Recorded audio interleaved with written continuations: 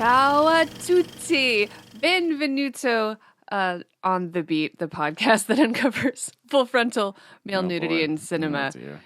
My name is Laura, and I am joined by my upstairs roommate, Ryan. See, we were watching the film, and this man is way too polite. He's way too nice. Way too nice.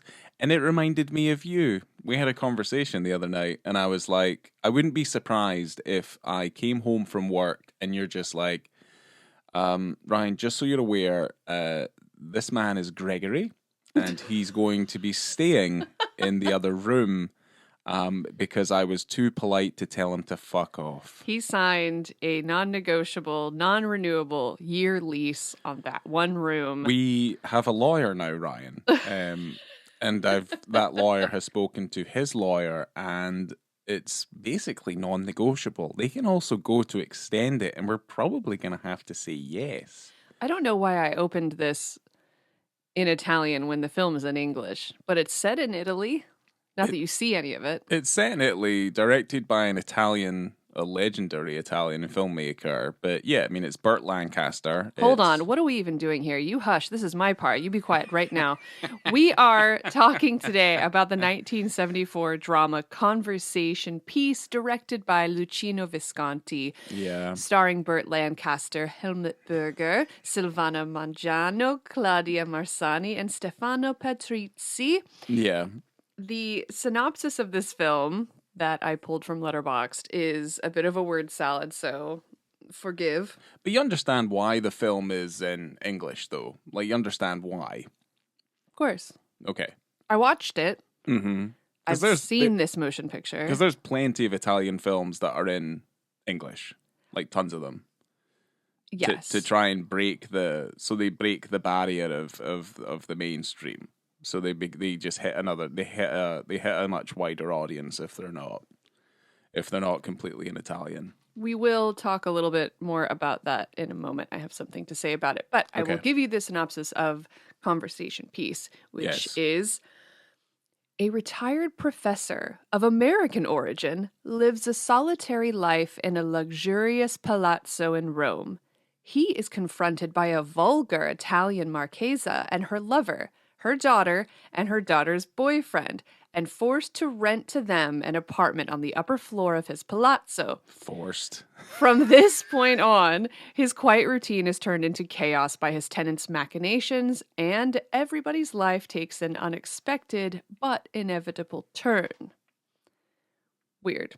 But here's the problem. Like, he says yes. He does. It's like they force him. But the thing is like, it's not force in the way of like, well, I've got a gun. I'm going to fucking pop you in the head if you don't sign this lease. They're just so incredibly pushy and annoying. Like, there's a cordiality to the whole thing where it's just kind of like, well, this is irritating, and to try and limit the irritation in this moment, I will just say yes to this quite bombastic, ridiculous notion. It just to me, I'm like, I was questioning it the entire time. But you know what's weird about it is that makes it so incredibly interesting for whatever. It's just like you don't understand it.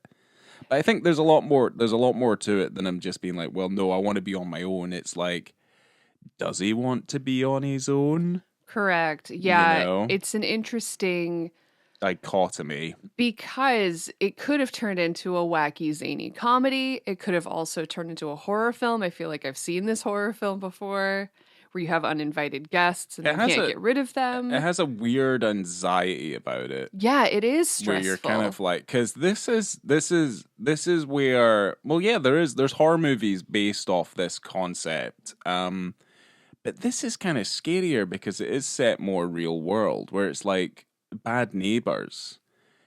And I don't know if we've all kind of gone through like a bad neighbor. We're very lucky in our neighborhood. We don't really have like bad neighbors. Like, everyone minds their own business basically.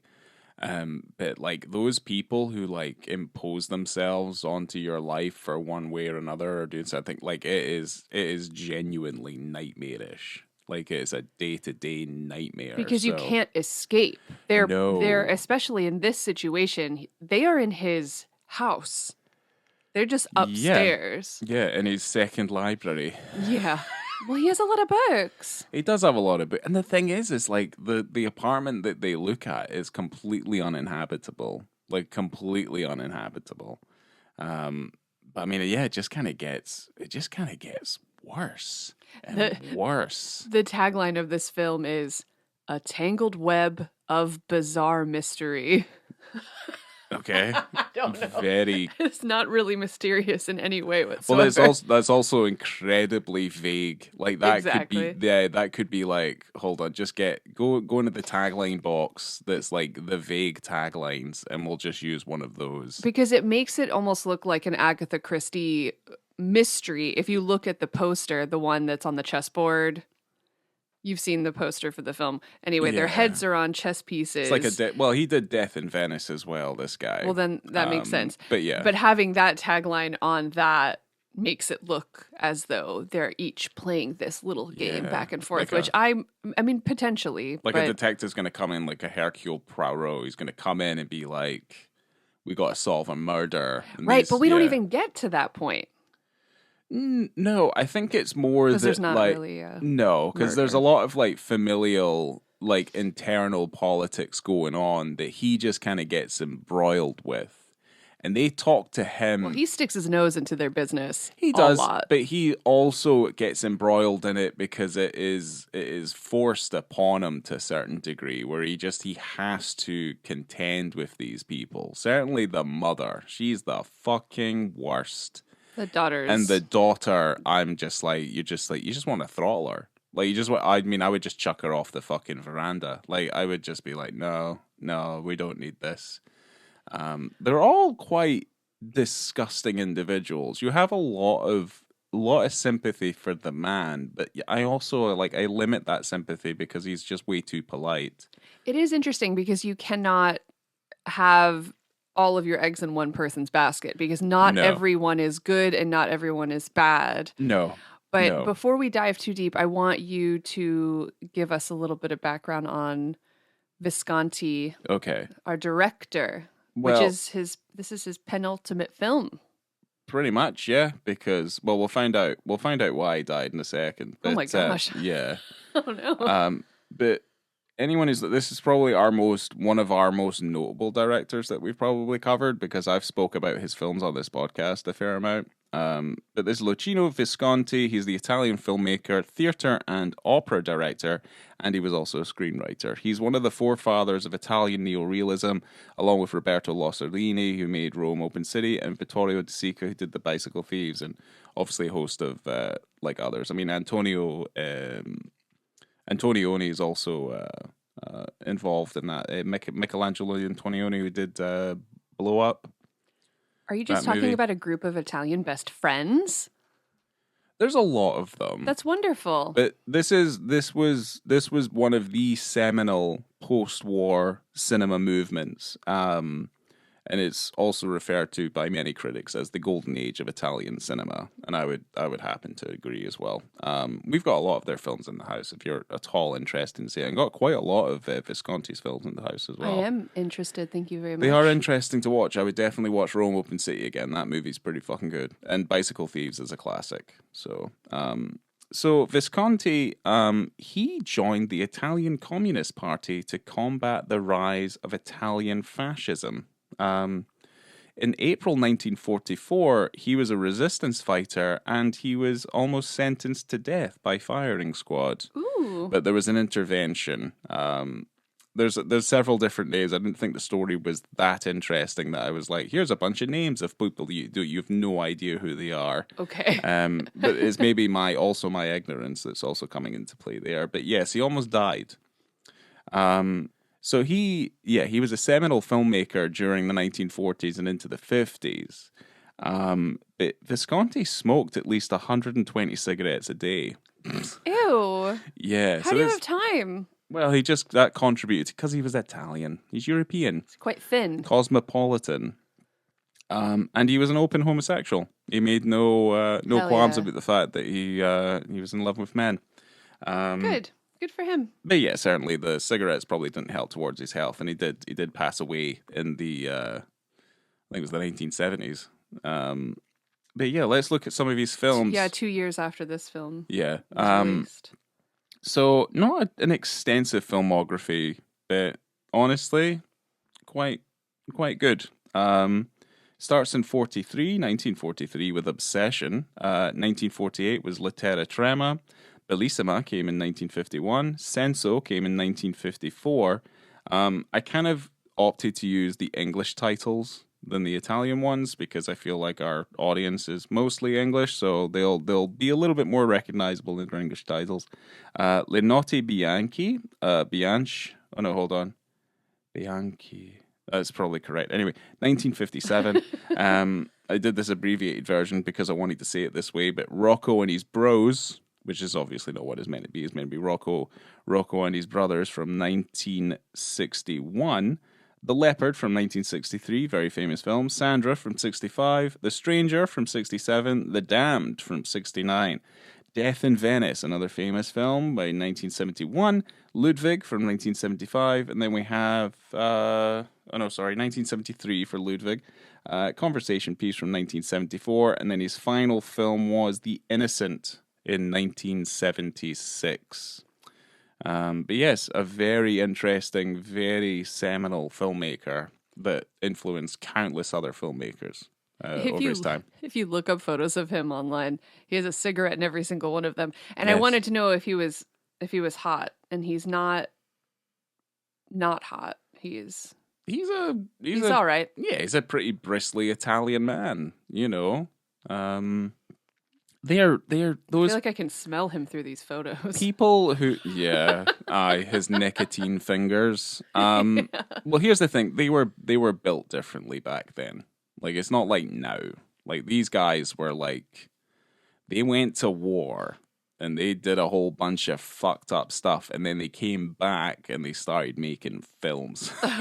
So these are a very different breed of individual here. But like, I don't know, you pick out some of the handful of things there. Like, even Visconti's worst film is still a great film. You know what I mean? Like, it's one of those filmmakers. He's up there with, you know, Kurosawa, Ozu, obviously Roberto Rossellini, Billy Wilder, like a whole bunch of very classical filmmakers who made very huge strides in the very, very much like the golden age of movie making and talkies and stuff. So, wow, yeah.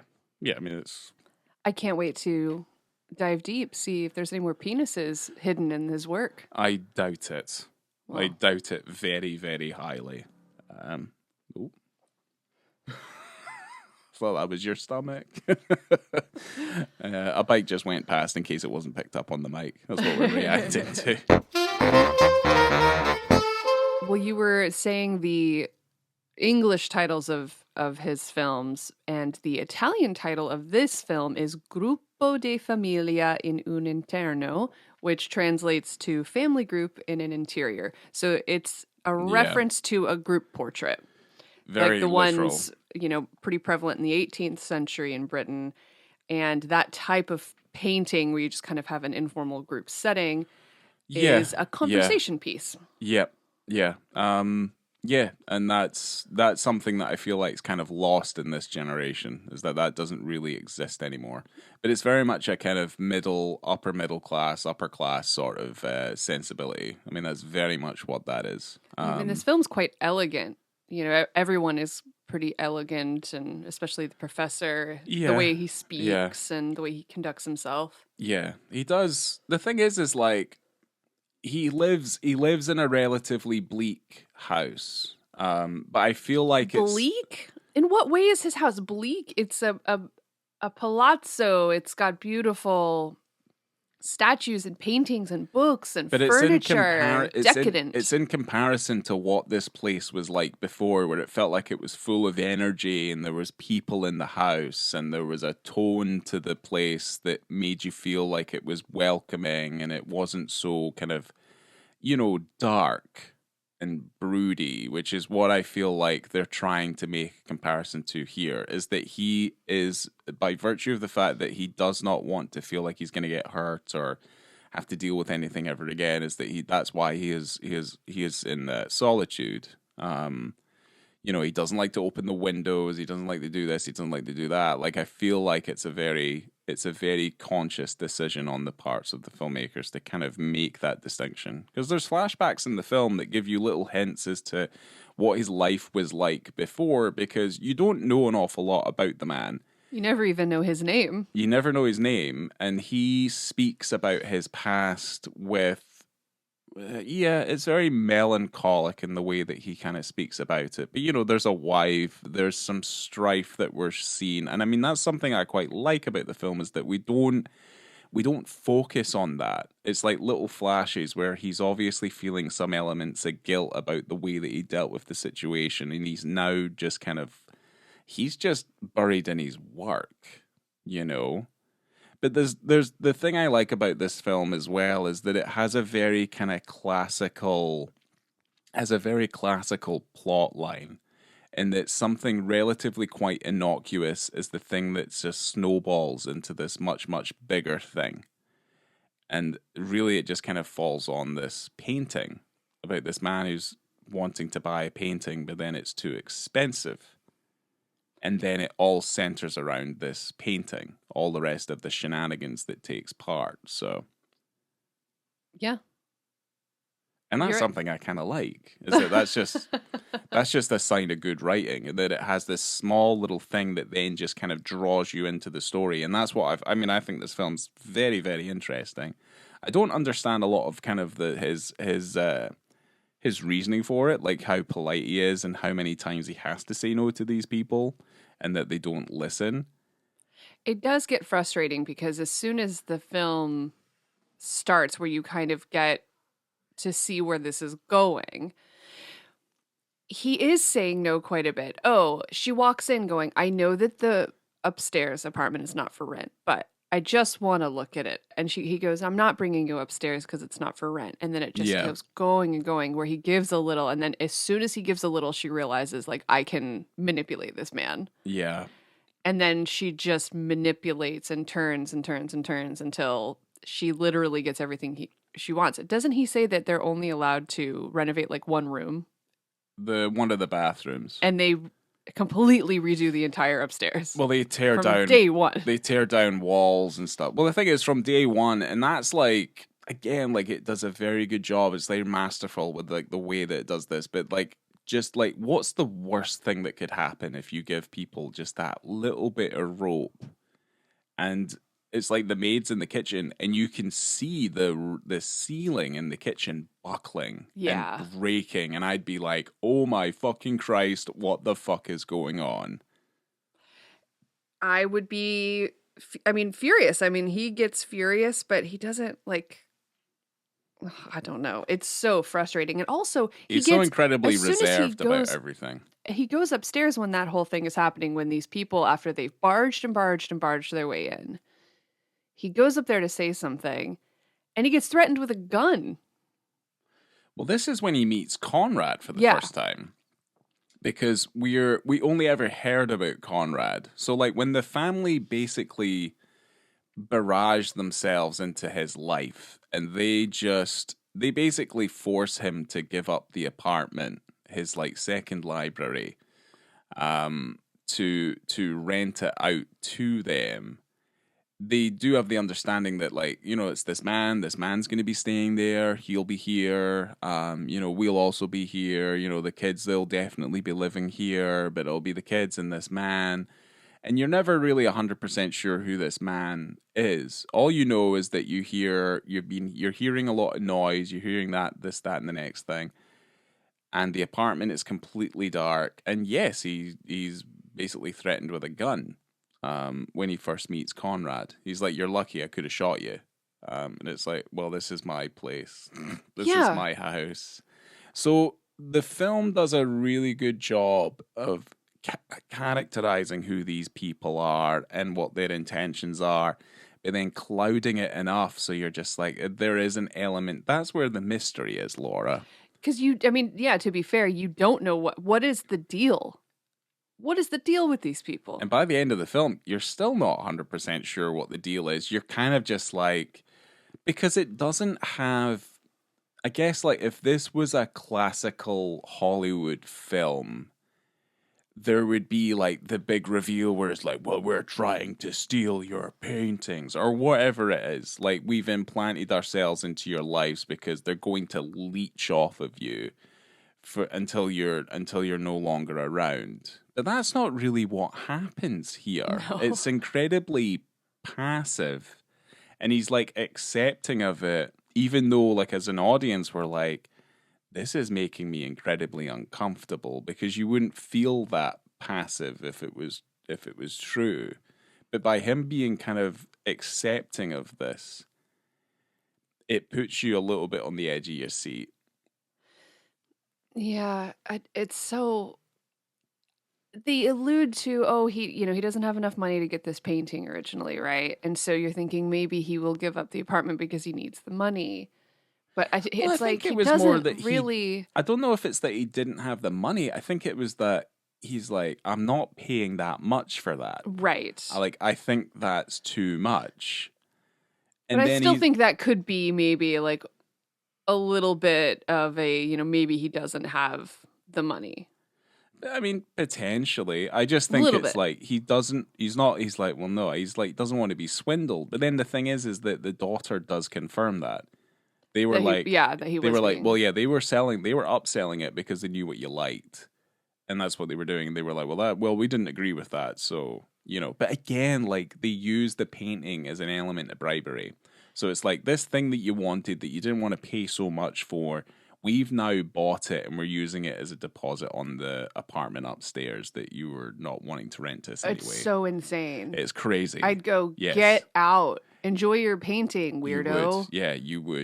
You would. And then his attorney that comes by who's like, hey, you said you weren't going to renovate that upstairs for your library until next year. That. Yeah, I really don't and he really pushes him into it as well. He does. There's a lot of manipulation going on, and I think like one of the biggest things is that, the lawyer's also in on the manipulation for some reason. I don't really understand why. But the thing is that because we don't really understand why, it just makes it instantly quite gripping. Or at least to me it does. I'm just fascinated by it. I'm like, how the fuck is he allowing this to go on and on and on? But as the film goes on, you're like, well, he likes to be alone, and he is alone. He's maybe a little lonely. Right. So like, and a little injection into the monotony of like his life would actually not be that bad. I don't think he expected it to be this immersive, I guess, or like all encompassing. Like, it takes up a large portion of his life. It seems as though he is just dealing with them most of the time. They're either being loud and he intervenes, or they're just showing up all the time. Yes. And it's kind of wild. And it just makes the film interesting, and it just has a classical cinema aspect of it. I think obviously the thing about it as well is that the minute Conrad shows up, I mean, it's, the C word's getting thrown about like crazy, like he's calling the mother a cunt, like all this sort of thing. And it's like, what's funny is that in the original British release of this film, they edited out cunt, which is hilarious because that is the favorite word of that entire island. Of the nation. Yeah. We love it so much that we made it endearing. Yeah, exactly. Yeah, anywhere else. So it's funny to me that in that version, they go, oh, we have to censor that word. It's because it's being used in the harshest way possible. He's like referring to a woman with the worst word that has ever been uttered out of anyone's lips to describe a woman. I mean, that's basically what that is. But that's the thing, like, what you kind of get, because Conrad's he's a very interesting character, and that he is the only person that the professor kind of warms up to. He's kind of forced to warm up to, well, the mother's kind of cold and calculating, and he can see that. The daughter's very kind of frank and honest to the point where it's irritating. And the boyfriend is kind of this annoying, mincy kind of overly intelligent young man who kind of, does a lot of the apologizing for the most part. But when Conrad is there and he's talking and he's telling his stories and stuff, he is interesting. Like, he is interesting where it is. I mean, the way that they refer to Conrad, I mean, there's a line from the movies where it's like the population of Eastern Europe knows that he's a born whore. So, like, he's just kind of going across the world, and he's kind of like, I mean, the thing is he's an enigmatic character. And there's certainly things that come out, because, the war's in the past. He was, there's elements of politics being brought into the film, like people's origins, like, where did your riches come from? Like, all this sort of thing, which I think is, it stems very closely to Visconti's own personal history as well. But at the same time, there's a cloud of mystery around Conrad, in that he's kind of jet setting across Europe, and then he comes back and he's this woman's like toy boy, basically. He's the kept boy. So he's like, she pays for him to be around while he's, satisfying her, so to speak. And it's kind of like, the minute that the professor and Conrad have those interactions, the film does get incredibly interesting. Certainly because Conrad's life is in such upheaval. Like, when the two men like break into his apartment and beat the shit out of him, we never know who they are either. Oh, I thought it was the people that beat him up because he wasn't paying his debts. His gambling debts. Yeah, I think that's what that is. But the thing is, you never find out who they are. Yeah, because he wants everything to be a secret. That's kind of the moment where you see this interesting kind of connection between the professor and Conrad. I don't necessarily want to say a kinship or anything, but like a familiarity and a weird type of respect. Yeah. They still butt heads, but they're finding a common ground. I mean, you find out why much, much, much, much later. And it's like the throwest away line of throwaway lines that's ever been uttered in a film. Because the ending itself is this chaotic mess. But the thing is they have a kinship. And like one of the best moments in the film, in my opinion, is that Burt Lancaster just walks in. The professor just walks in on Conrad just having a shower, and there's no shower curtain, and he just stands there and just has the conversation with them. And he's almost completely in the nutty. It's almost like a taster for what he does later on, because you wouldn't expect it from him, but he obviously has these weird voyeuristic tendencies where he's observing all the time. He's constantly observing this family. He's observing Conrad, and he stands in the bathroom door, just completely casual. So incredibly, like, more casual than people that have been in a relationship for 50 years. That have seen each other naked 1,000 times. Yeah. He's just standing there casually having a conversation with this man. Yeah. No shower curtain. And it's going to be really hard for us to get across.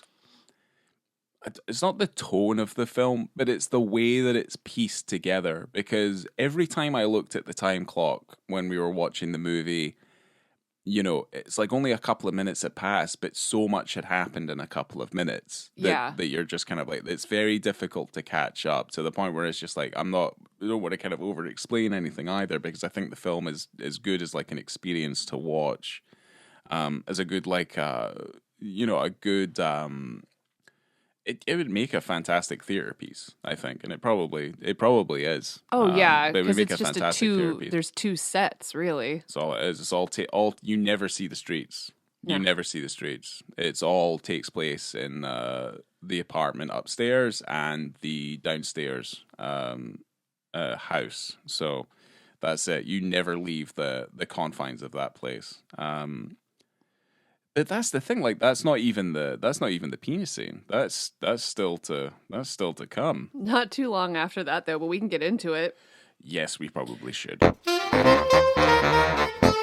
It's an hour, 14 minutes, and about 55 seconds into the film. So the professor is in bed. Was he reading or was he sleeping? But he is roused at least by loud music upstairs.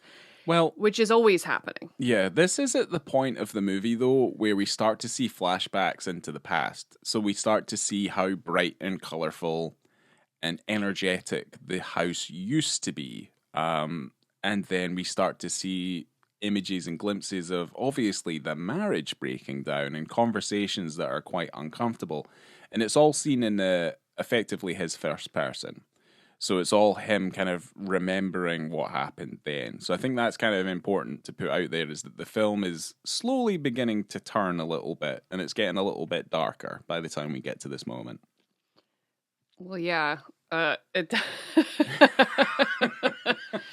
Well, he's always keen to run upstairs and find out what's going on. It doesn't matter what time of day or night. He's always interested in what's going on upstairs. Well, I think after what's happened, where almost the entirety of his ceiling has been caved in from whatever work they were doing, and then when he goes up there, they find that like supporting walls are now gone. I would be very curious as to whatever's going on in the apartment at any moment in time. So, well, he just invites himself in, opens the door, and walks into a cool little threesome, okay, with Conrad, the Countess of the Marchesa's daughter, and her boyfriend. They're in a kind of weird, like, marijuana tantric haze. Yeah, they are. Because they're kind of just floating around, arms out, music going, completely nude, kissing dark, each other. Kissing and rubbing. Nothing they're not engaging in any sort of actual sexual... No, there's no coitus taken. No coitus, intercourse, no... It's not that... genital touching. It's just like it's not that floaty, harsh. As if they were... Yeah, they're on drugs or something. Yeah, I mean, I think you said it, but the only light coming is from whatever happened when the professor opened the door. Yeah, they were basically doing this in the dark. Yeah, it's like the light coming from the doorway. So they were completely in the dark this entire time, just waving around in the dark, smoking. I'm assuming they're smoking weed. Probably. Because obviously the drug stuff comes up later on, and the kids are like, uh-oh. The professor's just standing in the door. He doesn't say a word. And he is watching them prance around naked. Pretty much. For a while. Pretty much. He's just standing there and watching them. So ultimately, I think they end up noticing him and are very cool about it. Mm-hmm. The daughter goes and does a speech to him in the nude. The first of, not the first, but one of many of her speeches that she gives to this relatively quite well-educated older man. What is the gist of that? She's a minor as well. We have to remember this. She's a minor. I will bring that up in just a second. But her speech is something about like enjoying your flesh while you have it and just, living life as it comes. Something like that, essentially, right? Well, she was kind of like... Well, that's the thing. She was like guilting him into, like in his past. It's like, have you not done anything like this? And it's like, that makes me sad because, your best years are behind you and all this sort of thing. Like very, very kind of just like, well, fuck. It's like, well, you've not danced naked in the dark with some weed. Well, he also doesn't help that situation because he's constantly saying, I'm old. I'm an old man. As if just... Yeah. Just crawling into his grave. Yeah. Even though he's not that old. Well, he's waiting to just travel. He just wants to get back into his rock and then that's it. Because even the books and stuff that he reads very much lament on the fact that, like, these are stories about people who are eventually going to die. And it's like, this is the only interaction I have, and this is the briefest of interactions I have with the outside world, but I'm getting older. And I'm going to die. And my life was a dark mess. And this is how this is. And it's just like, well, this is my doing. So I will just deal with the consequences of that. I will just live with the guilt. I will mourn the loss of my my life as it is passing slowly. So Well, this is probably the moment of the most stark dichotomy between the groups of people that we have, especially the young folk and the professor, who is staring down the barrel of death, even though he's not really, but he feels as though he is. He's had a life, he's lived his life, and maybe he's not as satisfied as he thought that he was when looking through the lens of these young characters who have bombarded him. Well, I think the issue is that he's willing it. You know what I mean? Like, willing death. He's willing death. So he's inevitably shortening his life because he's just like willing it to just consume him, basically. He just feels like it's time to wind down. Pretty much. It's his time. Even though it's not is over. Necessary. Well, it's like you have to then, you're questioning is like, well, what does he have? What is he living for? He's living for his work. And that's all that is taking place in his life. And he is wandering the halls of a house that used to be occupied by the people that loved him. And he's now being bombarded by this family who are injecting at least, and you see this, there's comparisons between what happened to him in the past and what's happening now, where they come into his life and they inject just a little bit of the same energy that he was used to. Yeah, it's giving him life. Yes. In a way, even though it's really frustrating, these people being around. Which is why I think he is also like, well, I'll just deal with it because I can. And it's like, okay. So we're still in this penis scene where you've got the dichotomy of generations, and he's there in his robe. Everyone's still nude. And I think everyone just kind of becomes more, I don't know, maybe they're coming back to reality, becoming less aroused. Yes.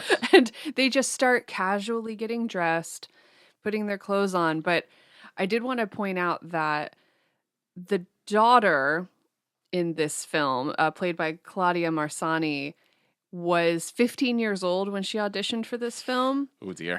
And photos of her without a blouse were published, and the director was asked about it, and he replied, well, I made the girl take off her blouse because she has to do a nude scene in the film, and I wanted to make sure she was beautiful undressed. Okay. That's just a very matter of fact, well, if she's going to be nude in the movie, I got to make sure she looks good. Yeah. 15 years old. And you don't really see her. You don't see her nips or anything. You do. Oh, do you? Yeah. I wasn't looking. Well, she was when they're all getting dressed, you can see everything that's going on. Well, it's Conrad's penis that we see, and it's in the wide shot, and he's directly in the light, and he just turns, and you see it, and it's there for a while. And it just solidified, because for us at least, like that, at least it's a brave moment in a film that's from the 70s anyway, by this filmmaker, because I felt like it was relatively quite brave for the amount of swearing that came out of this as well. Yeah. But the thing is that it's an interesting, it's a weird scene, but I do think it's quite effective.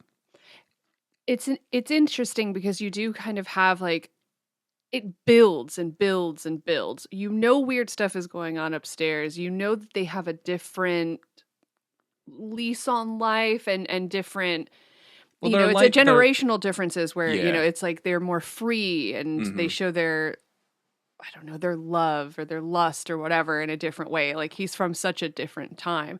And so for him to come upstairs and see these people that he's been hanging out with totally nude, doing things that he's never even conceived of in his life. No.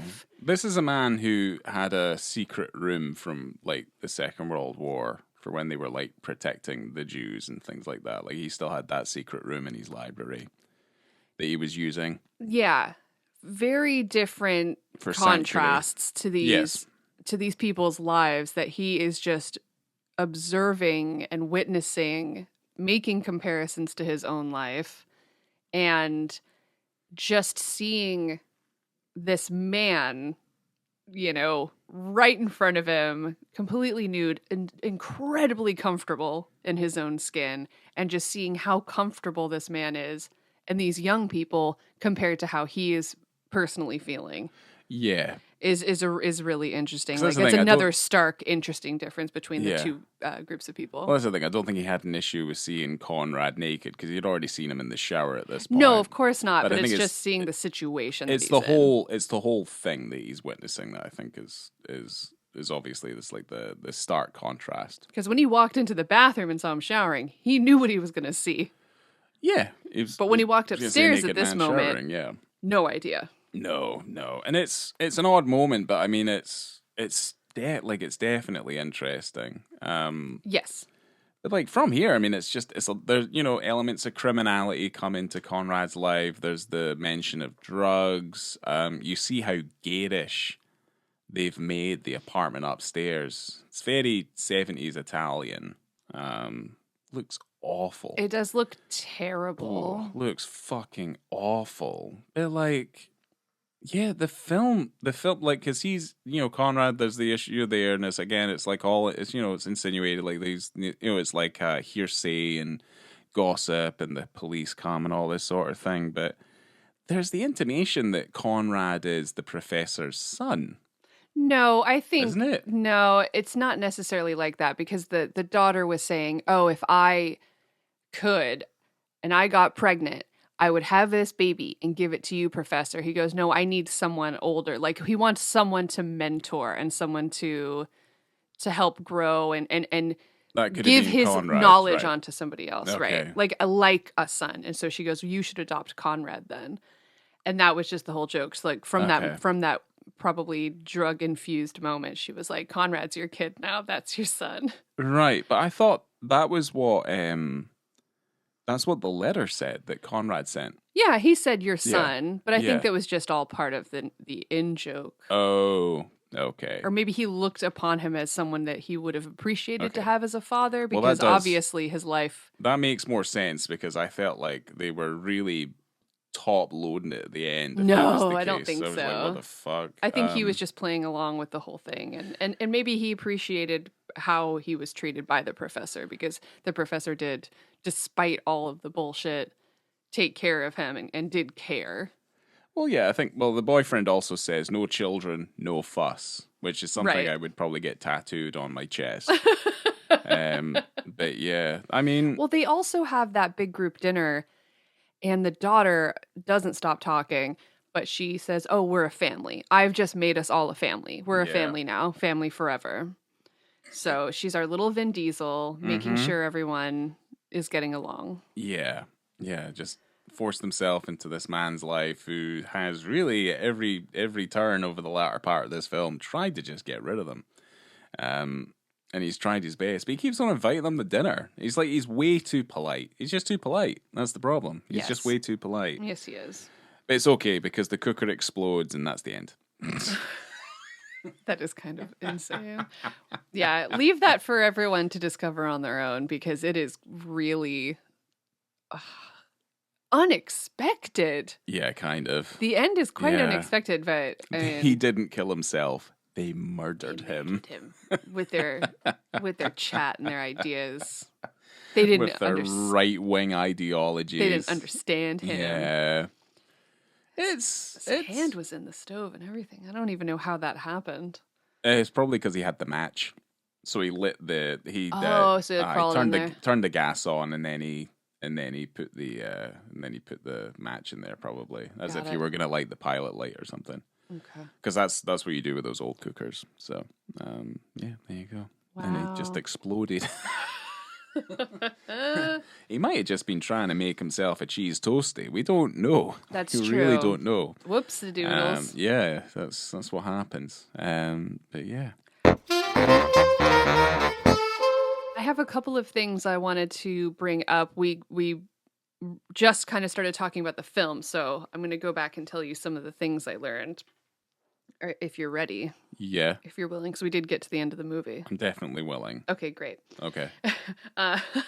When this film was screened at the 1975 New York Film Festival, it was in English because it was shot in English. But there's another version in Italian with English subtitles. So this confused critics who thought the film was going to be filmed in Italian, which it often is the case with Italian films. that have international casts, but this was not. It was filmed in English. And at least some of the actors in each version, the Italian or the French or the English version, are dubbed by other actors for like the post-synchronized soundtrack, which you can see that. Of course, there's dubbing going on. That's not, the overdubbing of these things. I mean, if you watch any Giallo films that have absolutely. like a mixture of Italian actors with obviously English-speaking actors, because you can see at least the daughter and the boyfriend are dubbed pretty hard. Oh yeah, definitely. But like, I mean, it's fine. But I mean, it's something that you're used to after watching several of these films and stuff. It's just that's just the way it is. But apparently, it was just confusing because for the critics, they didn't know. They thought that the film would have been better if it was in Italian because they thought that they were watching like the wrong version. Yes, I see.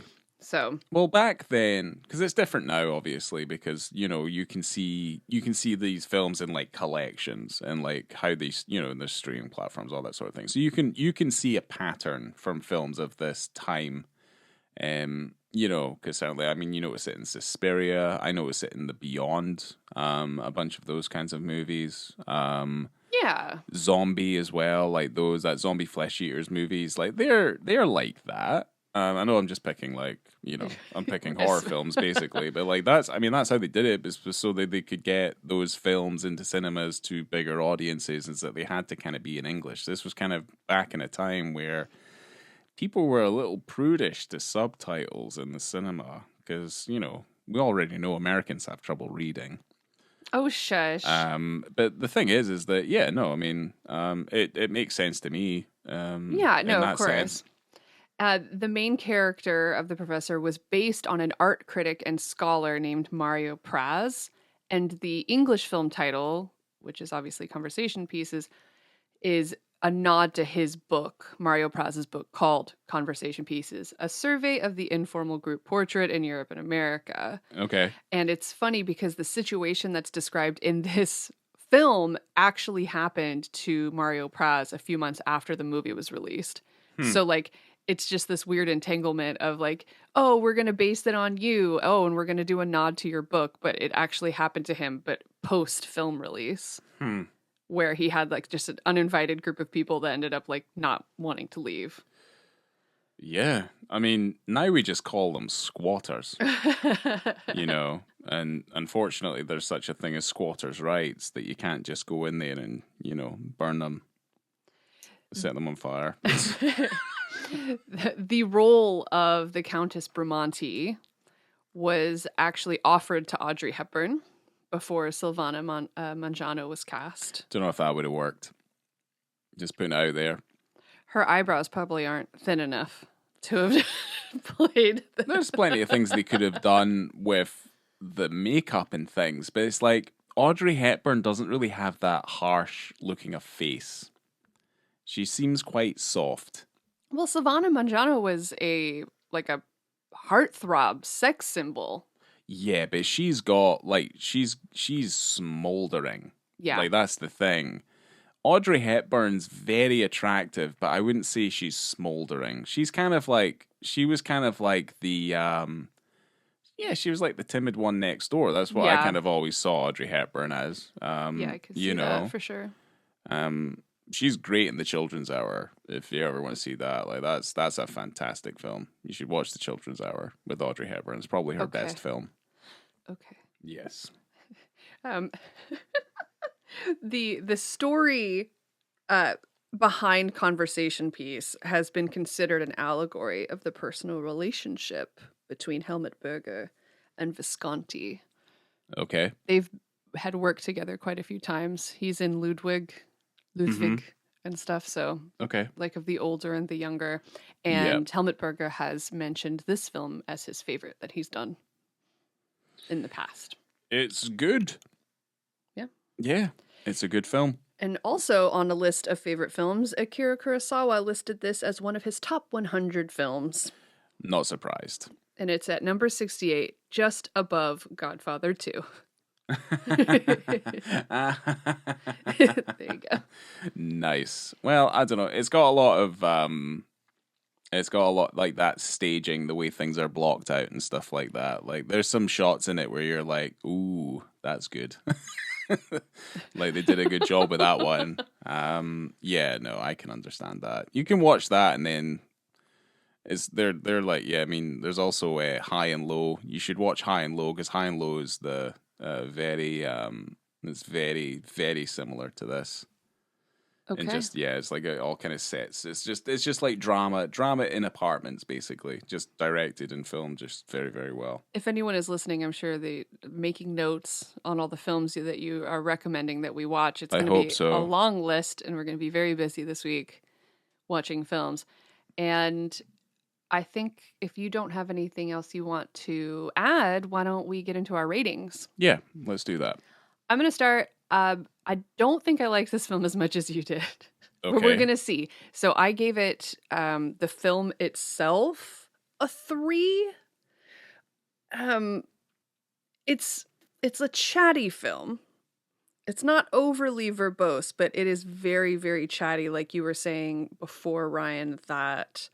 I mean, that's what films were for the most part back then. But it's one of those where you can't really take a break because you're going to miss something. Yeah. Because everything that's said means something going forward. And there's a lot of stuff that I missed, and I went back and watched some of it, but you do tend to miss a thing or two if you're not, if you look at your phone or if you go to the toilet, you gotta pause it. You gotta pay attention. That's the thing. It's like... Not that you're gonna miss like the overarching themes. It's quite obvious what's going on. You're not gonna not know what's happening if you miss a couple of lines. No. But it is quite a chatty film. You're in 2 apartments. You're not going outside at all, but it doesn't feel claustrophobic. Well, the issue is that a film like this made today might be, to like a standard audience, be a little boring. I think that's what the problem is now. I don't think it's boring. It's not boring at all. I think to an audience today it would probably be boring because it's got a very classical sensibility, I like it. I like the themes that it explores. You've got the old, the new, generational gaps that you're dealing with, and Burt Lancaster is really the standout in this whole thing. He carries this entire thing. Yeah. Solely on his facial expressions. There's a lot of very good subtext work in this. Like his face tells you everything you need to know throughout the entire film. It's really quite incredible to watch. Everyone else is good. Helmut Berger is good as well, but he's no Burt Lancaster. He's incredible. Well, no, Burt Lancaster's just like, he's a towering behemoth of a man. So and I gave the in terms of visibility and context on that penis scene, oh shoot, let's just give it a 3. It maybe could get a 3.5, but it's a really important scene for the film, and the visibility is not amazing. But I think that it's really important to it's the most stark contrast between the two groups of people at that point, and I think that it really lends itself to that theme of the separation between the old and the new, and I think it's great. Yeah, because I mean, I'll second that so that I don't end up repeating myself for the scene. Because I'd probably give it a 3 as well. Okay. And it is the most revelatory. I get what you mean. Scene. That kind of that really kind of dives a little bit more into the relationship between these two. I guess the family and the professor and stuff. But like you say, like 3, the visibility is not great, and it's kind of, I wouldn't say it's brief, but it's like it kind of has to happen in order for us to, for one, for us to talk about it. But second of all, it kind of has to happen because it would feel a little cheap if it didn't, because it has to really hit it home that there's a real contrast, there's a dichotomy, there's a conflict there, which I think it needs to be there. Do you know what else I like about that scene? And I'm sorry that I'm jumping in here, but I also like the fact that the daughter, like the young girl, invites him in. It's not as though he's always on the outside of this room looking in. They invite him into the situation while they're still naked and while they're still in this state. It's like come in and let us kind of explain where we're at, see where you're at, and see if we have some common ground as well. So they invite him into that, and I like that a lot. Because I feel like, and this will kind of jump into my like everything that happens in the film is shrouded with like a mist of being hospitable, and it's kind of like they have different varying ranges of being polite and hospitable, like on both sides, which again, I think you kind of see the contrast and stuff there. But like, I don't know, I think it's pretty obvious to me. I think the film's great. I gave it 4 stars. I don't expect myself to watch it again. But the thing is that every time we watch one of these films, it reminds me of how much I love older films and how much better I feel they are than modern films are now. Just because there's a better understanding of the craft. And this was just, to me, it's just so much more interesting. So the other most recent film you've watched would be Captain America, right? What is it? What is the Brave New World? Brave New World. Okay, so Ryan, these are the most 2 recent films you've seen. Captain America, Brave New World versus Conversation Piece. All right, which one's gonna win the fight? I mean, based on filmmaking technique and storytelling. Brave New World had the MAGA Hulk in it, and he was running around breaking shit. And that film's fucking terrible. That film's fucking awful. You think you're gonna watch MAGA Hulk for at least 45 minutes to an hour of the film, and you get it for maybe I'm gonna put it out there. 90 seconds. Everything you see in the trailer is what's in the film. Yep, that's the full extent of Red Hulk. That is it. And he just turns himself in. He just turns himself in, and he's in a cage for the rest of the movie, and you're like, we shouldn't say that. What the fuck was that? Who cares? Like, who cares? Because like, what was the end credit scene like? It was, there's something going to happen. He is going to come. There is going to be bad stuff. Cut to black. You're like, fuck off. Fucking Marvel needs to just put itself in the bin. Like, just pick itself up, go to the fucking waste trash can, and just put yourself in it and close the door and lock it up and throw it in the fucking ocean. You have fucked up royal. So, everything is shite. Like the professor, we will close the door on this episode. We will. Of Conversation Piece. Mm-hmm. And what if the professor turned into Red Hulk, like at the end of this? Like he just opens his eyes and they're red and you go, oh, and then cut to black. And he like really hams up the fact that like he's dealing with like a lot of angst and pain, like Harrison Ford did in the movie. Because every time you wanted to, it's like, oh my god, and he's like gripping at his head. You want to renovate my upstairs apartment? Here, smash, Hulk smash. He's like, Urgh! And then just stuff like that. Okay. Like really ham it up. You know what I mean? Like really Lou Ferrigno that shit. Just get it done. Well, I'm still going to close the door on this Conversation Piece, and remember to find us on Letterboxd, find us on Instagram. That's what we should do from now on, is we should do a Ryan, compare your latest with your greatest. I can do that. Yeah, that was maybe that's the only time that's ever going to be compared, is when we do Captain America Brave New World and fucking Luchino Visconti's Conversation Piece in the same conversation. That was amazing. Coming to you from an unhulked out Roman Palazzo, I have been Laura. They're killing me, said the bird. Said the bird. Although, here's the thing, I'm going to put this on at the end, this is fine, but I did like the point where you can hear the bird going, they're killing me, they're killing me, they're killing me, and then that was like, that drew into the flashback where you could hear the maid going, Delele. And then I was like, you know what? I really fucking like that. I think that's really fucking good. I think that was a very clever piece of filmmaking right there. Giving someone an animal as a gift is a horrible idea. Because technique, they kind of faded it into one another. I thought it was really clever. You're anyway, you're killing me with this. Ciao. Ciao, ciao, ciao.